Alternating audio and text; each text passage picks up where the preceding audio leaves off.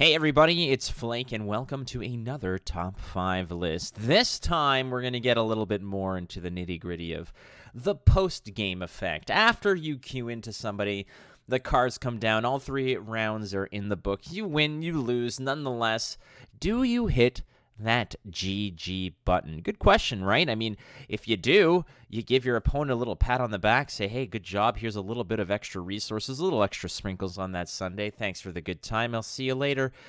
Pleasant travels. But sometimes the experience, no matter what the outcome, is just so horrific that you do not hit the GG button. These are the top 5 no GG decks that are out there right now. At number 5, I mean, a little bit of bias is going to come through on this. You've heard me say it a few times, maybe once or twice on stream. It's going to be Lippy.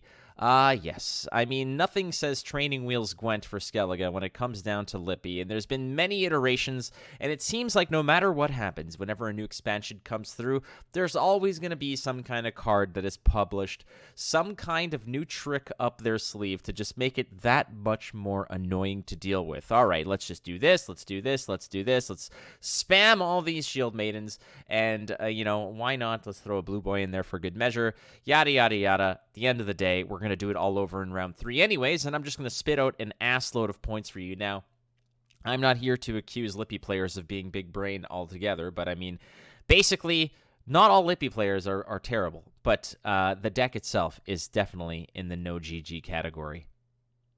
At number 4 is, well, if there was ever a Lippy kind of style deck, but for monsters, it's gonna be Vi. Or Vi, however you choose to pronounce it. I still don't know.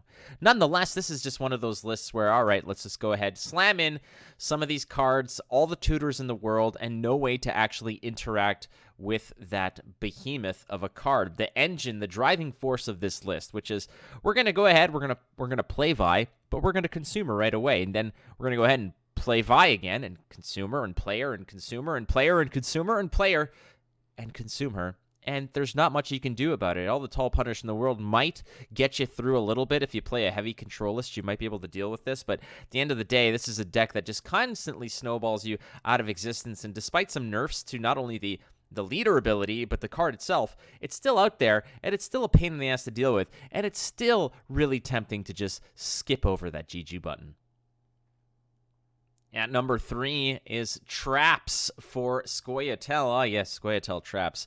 We've seen this one kind of butt up once Eldain was printed, and the standard procedure for this one here is basically, we're going to go ahead and throw the scenario out there. Feign death with a few of those elves to really push the tempo in round 1. Let's push you out of that round as much as possible over here by just jamming out elves in that scenario. It's going to make it really tough to catch up. They can generate a lot of points, but at the end of the day, the real bread and butter of this list is when you go into that round 3 with God knows how many cards, between 3 or 10, obviously, but they're not going to be interactive at all. You're likely going to see a whole bunch of nonsense of cards flipped over on the table, and you're going to have to just go ahead and pray and hope that you've basically decided correctly what that trap is going to be and play around as much as possible. Now, there are decks that can, typically get around this kind of thing, but if you're caught flat-footed, this is a pain in the ass. Traps are usually a deck list that finds a lot of value against lists that like to manipulate and deal damage to your side. Skellige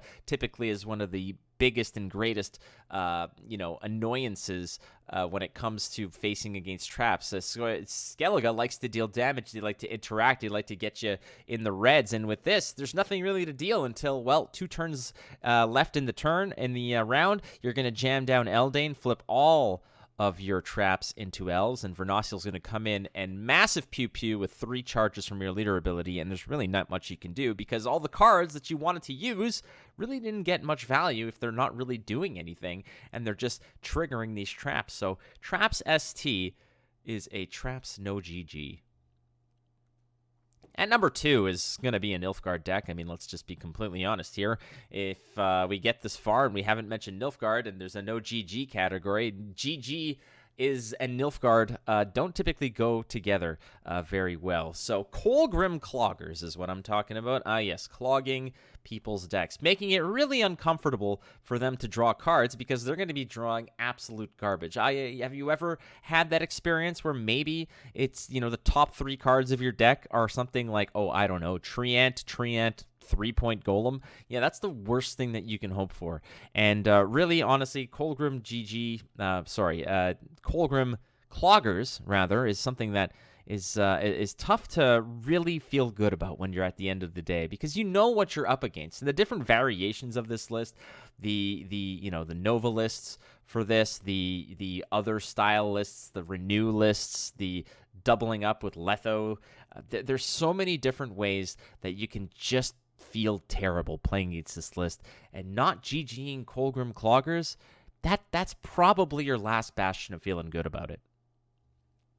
At number 1, it's kind of an overarching theme.